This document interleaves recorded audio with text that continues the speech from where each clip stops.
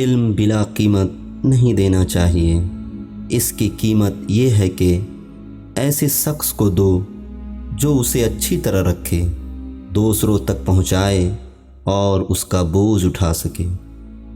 جو حافظ قرآن اور حدیث کا پورا عالم نہ ہو اس کی پیروی مت کرو۔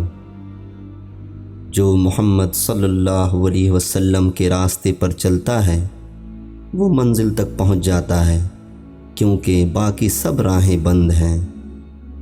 محبت خدا کی امانت ہے، جو محبت کسی عوض پر ہو وہ ضائع ہو جاتی ہے۔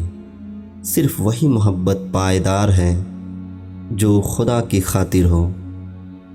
خلق 4 چیزوں میں ہے: سخاوت، الفت، نصیحت اور شفقت۔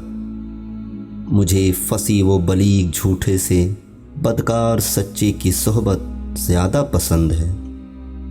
جب وقت گزر جائے تو ہرگز واپس نہیں آتا، اس لیے وقت سے زیادہ قیمتی شے اور کوئی نہیں۔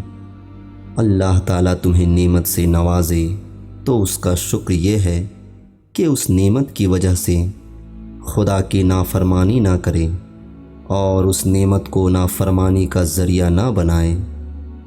ایسے شخص کو دوست رکھو جو نیکی کر کے بھول جائے۔ سچا وہ ہے جس کی سچائی اقوال، افعال اور احوال میں ہمیشہ قائم رہے۔ مرد کی سیرت دیکھو، اس کی صورت پر نہ جاؤ۔